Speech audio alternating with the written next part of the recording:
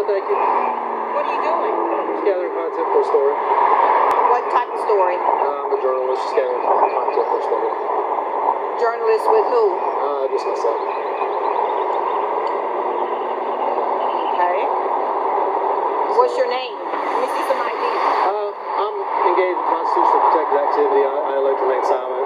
Okay, I need to see some Are you detaining me? identification. Are you detaining me? I need to see some identification. I need to know if you're detaining me or not. Sir, may I see some identification? Are you detaining me? I'm asking you for some credentials to see who you are.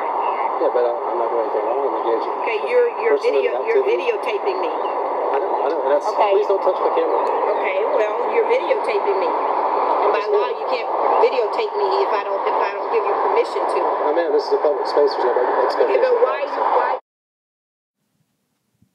Good morning, it's 9:33 and I'm Chip Scambus in Gainesville where it's 76 degrees. A St. Augustine man has a YouTube account that's quite popular. Since 2011, his videos about North Florida law enforcement have amassed more than 1.4 million views.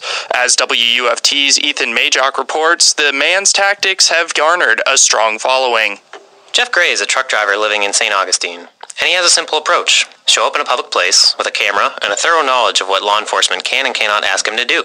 The goal of his hobby is even simpler: remind both citizens and police about constitutional rights. Hey, my name is Jeff Gray. I have the Honor Your Oath YouTube channel. My main purpose is to teach people their rights and how to assert their rights in real-life situations with real-life authority figures, and to teach people that their constitutional rights still do exist. How long have you been doing this, and why did you start? I know the YouTube channel came into existence like mid-2011, if that's correct. Yeah, it's around 2011. I was inspired by Carlos Miller, Photography is Not a Crime, and guys in the Free State Movement in New Hampshire.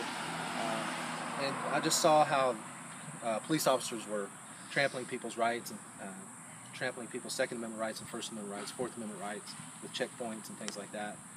And I saw the Flex Your Rights video, and decided to go out and try that in actual situations and document it, and to try to show people, the citizens, that they have rights, they can assert their rights and do it politely. They don't have to be jerks about it or anything, but also that, and to acclimate the police officers and law enforcement to our rights also, that if somebody's asserting their rights, the law enforcement doesn't actually have to take it as contempt of cop.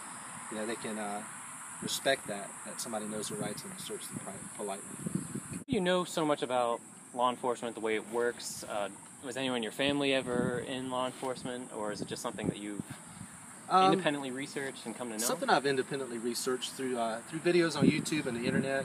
Like I said, Flex Your Rights, the video about Never Talk to the Police, the Free State Movement, Cop Watch, those guys like that get out there and put themselves on the line to assert rights and try to establish their rights in police.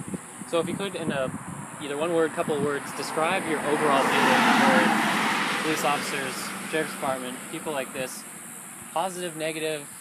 Can you sort of boil it down there for me? Well, I tell you, when I first started this off, I was the typical person that believed that the majority of police officers were good cops, and there was a few bad apples. Now I'm kind of switched on that. I believe the majority of them are possibly not bad cops, but unknowledgeable of the law, and even the good cops won't sometimes correct the bad cops. But I have encountered some good cops, and I do put that on video also.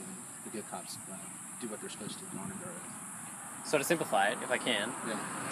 Plus or minus, does it just depend, or?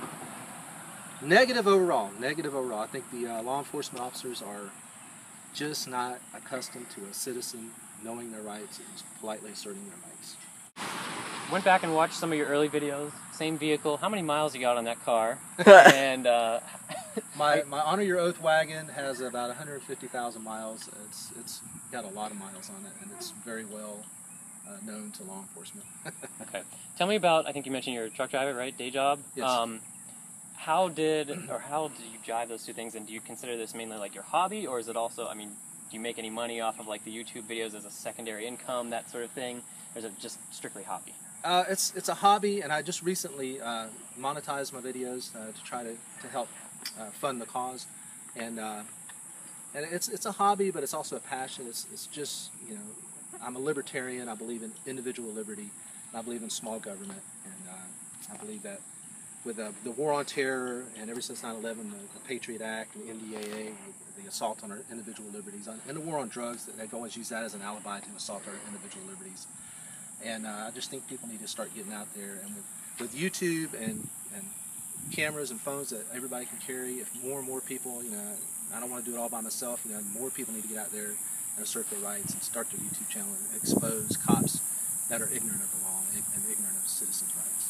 Your average trip out, say either just a basic speed trap thing, or you're holding up a sign, or even something like this, which seemed to maybe a little more spontaneous, but I don't know. How much time goes into considering where you're going to go, what you're going to do, what you're going to do if a cop does this? You know what I mean? Like what level of planning?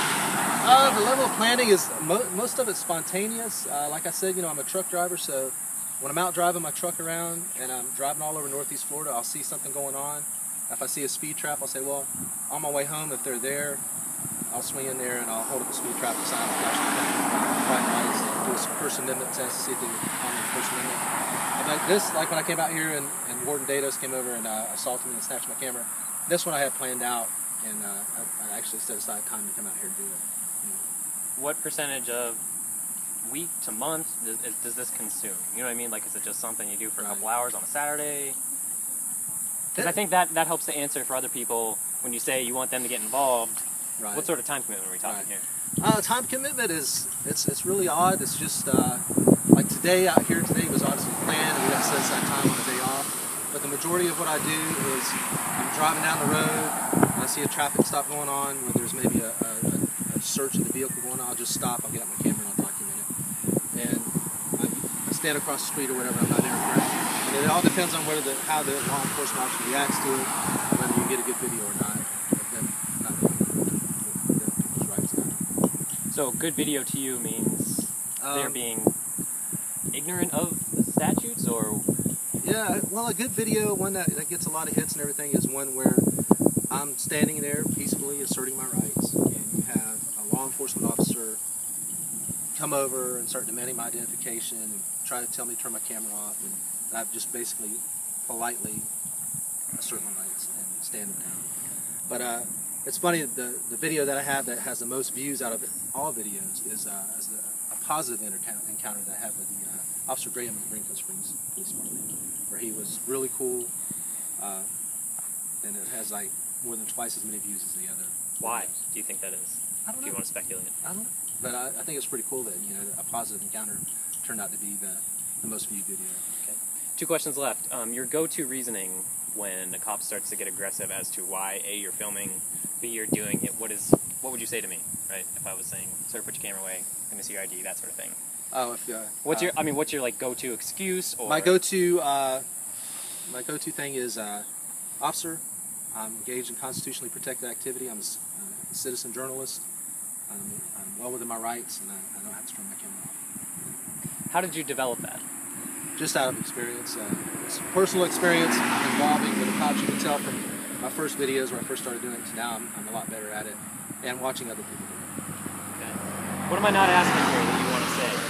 Anything else that I'm not touching on? I think you covered it pretty good. It's just, I just want the citizens the main reason that these officers don't know people's rights and trample on people's rights is they've gotten away with it for so long, and that's because it's more the citizens' fault that they don't know how to say, officer, well, you know what, I'm not driving a vehicle, so I don't have to give you my identification.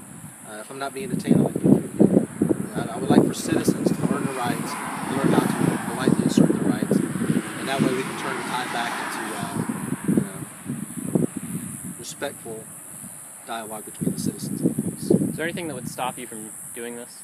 I mean, like an event that would occur, or you know what I mean? Like, what would it be that would keep you from going out every week or two, kind of getting after it? I don't really know. I think I would try to keep on going, regardless of the situation. I tell you, the one person that could make me stop doing it, if she called me right now, it'd be my wife. If my wife called me and said, "Honey, I'm tired of it, it's over," I would stop. Just being honest. That's just the way. Taking too much time from the family or something? Okay. Outstanding. How old are you? I'm 43 years old. How long have you been married? Been married since 1998. Okay. And how old is this gentleman here? 13 years old. This is my son, Marcus Gray. Marcus Gray. Outstanding. That was perfect.